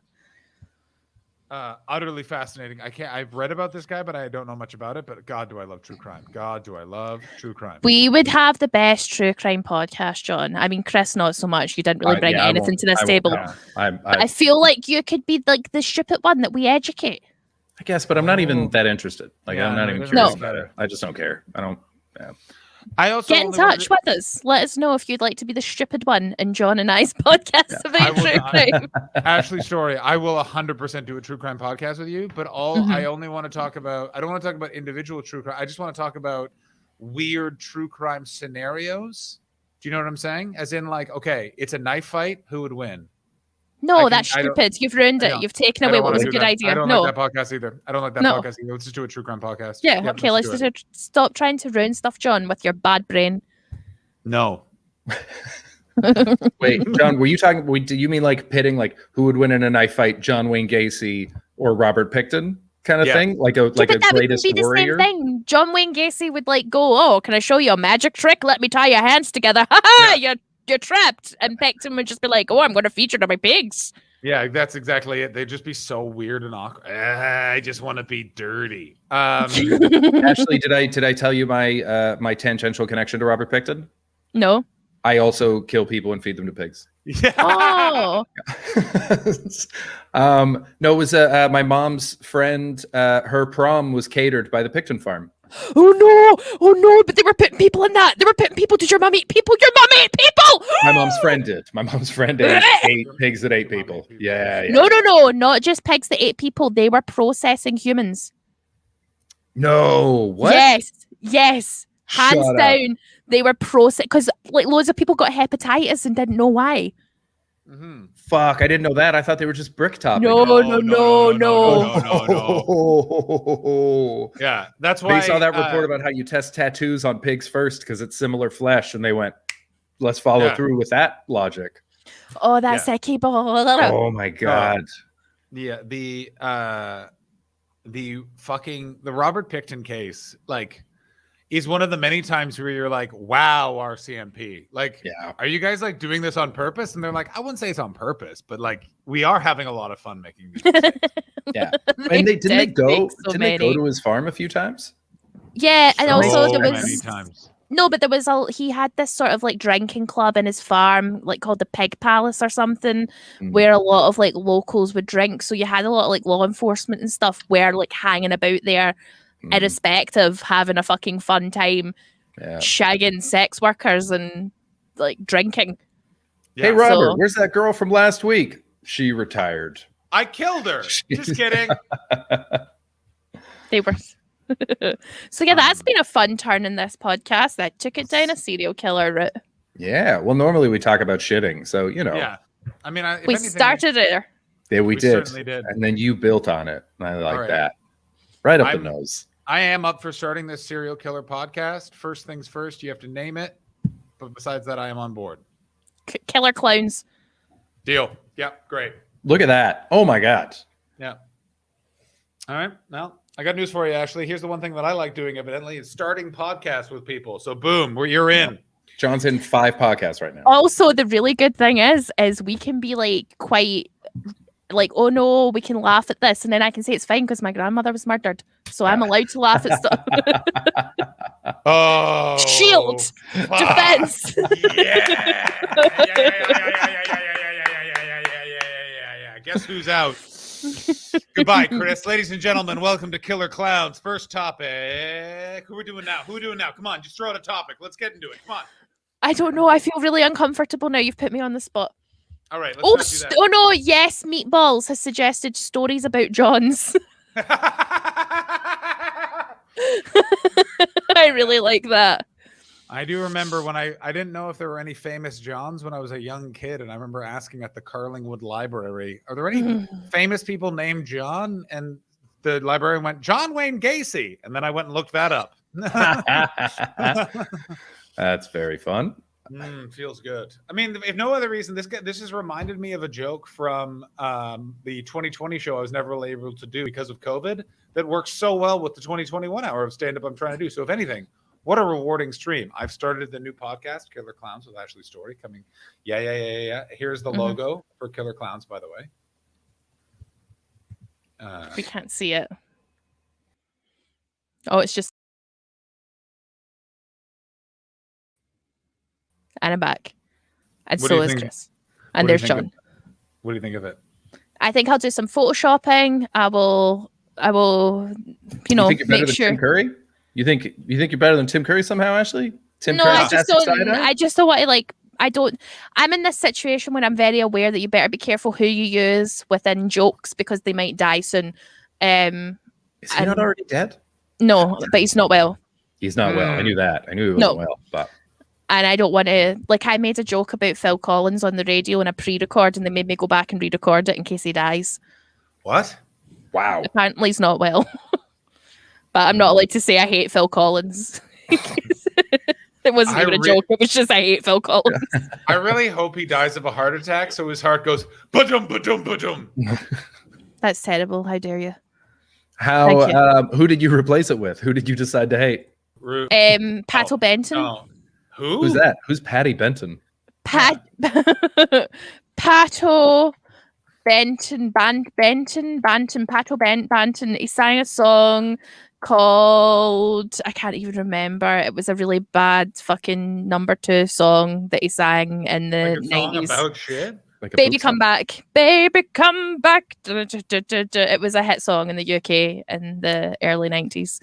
But it was only, I think it was a number 2. Okay. All right, ladies and gentlemen, I'm going to say it right now, and I mean this so much. I mean this so fucking much. Will you all start listening to my true crime podcast with Ashley Story? Of course they will. It's called Killer Clowns. It will only be available on Pandora. Will you join in our crusade? Who will be strong and stand by we? That's from Beauty and the Beast, right? Nope. Yeah, I know. I don't trust that you know that. I feel like from Rent. It's obviously from Rent. 525,600 killers. Yeah, that's Hamilton.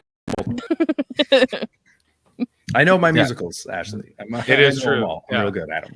And me and Chris Betts are going to be starting a podcast called Musically. all about musicals. Yeah. What? I want to be a part of it. No one talks No. about Pippin enough. War is a science. I mean, Pippin Oh, is I just felt sick come up there. What part? When I started singing War is a Science? War is a Science. I keep reading Patio Banton as in the tune of Patio Lanterns. Oh, no. And it's important that everyone else has that problem no, now. No. It can't just be me that has that. That song can fuck off, much like we're about to fuck off, because, yeah, we are. Yes. Ashley, John, will you say hello to Mike Falzone for me? I absolutely would say hello to Mike Falzone for you. Would you? I'm going to ask him if you'd like to be a guest on Killer Clowns. Yay! Freak out, ladies and gentlemen. Ashley Story, do you have anything to plug? If you want, you can listen to the Ashley Story Show every Friday night from 10 p.m. to 1 a.m. on BBC Radio Scotland, also available on the BBC Sounds app, so you can listen again. And you can tune in to me on twitch.tv/Ashley Story, or follow me on Twitter at Ashley Story, where there are lots of songs that I sang about Harry Potter while I was building Lego. That's how you fucking plug. That that was smooth. You had it all down. You didn't say that you hate Phil Collins. Nailed it.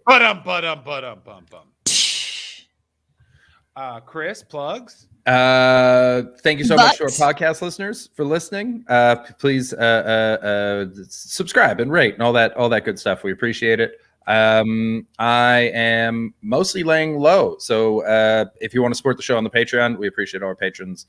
You guys are how we're able to keep doing this, and we're using some of the money to make some new alerts and things like that. We've got some exciting new things coming in. So please support us on the Patreon. We're doing a gaming stream on Sunday. If you want to come play with us there, that's going to be before our normal show. So come enjoy that. I mean, you can follow me on Twitter and Instagram, but if I'm honest, I don't really post anything. So it would help me personally to have the numbers, but you will get nothing out of it. Chris, can we just go over that beginning bit again? Yeah, for sure. Can you just say about where people can subscribe to your podcast? Where do people listen to your podcast? If somebody's watching on Twitch just now and they're like, "Oh, I want to listen to this in my head," what platforms is it on? Basically all of them. If you're listening just now and you're on iTunes, make sure that you rate, make sure you review. It helps with the analytics. It gets this beautiful podcast in a lot of people's ears, and it'll help us launch Killer Clowns coming soon in 2022. God damn it, she's a fucking pro. Yeah, Steve Mooney nailed it. We finally have a professional. Yeah. Well, I want to start plugging, but I fear the wrath of one Ashley Story. I just want you to do it good, John. I feel like you've got it in you. I think I can do it. Ladies and gentlemen, if you like stand-up comedy, look no further than my Instagram at The John Hastings, where I'm posting Instagram stand-up comedy clips at least every morning, sometimes every morning and afternoon. Please keep supporting the Untitled Twitch stream by heading to our Patreon. That is patreon.com/Untitled Twitch or Untitled Twitch stream. I can't remember at this moment. And it's Untitled Twitch stream. Donate at any level. And if you like professional wrestling, head on over to my professional wrestling podcast. That is The Wrestler Review, available where all good podcasts are downloaded. And please make sure to rate and review and subscribe to both Untitled Twitch stream and Wrestler Review and the eventually launched Killer Clowns with Ashley Story. Podcasts. I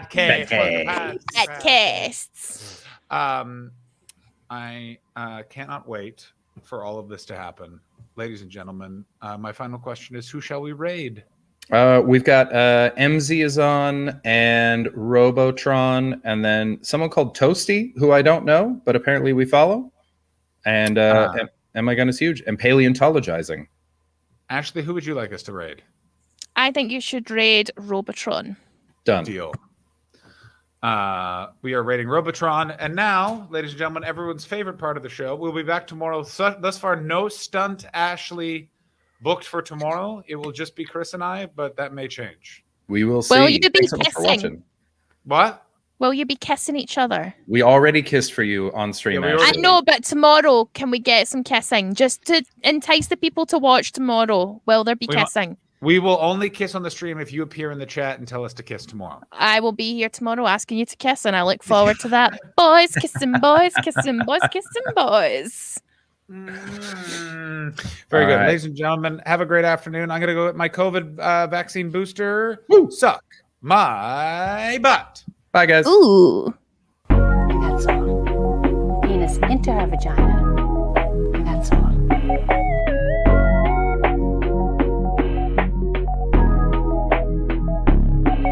That's all. And that's called sexual intercourse. Some people call it having sex. So the man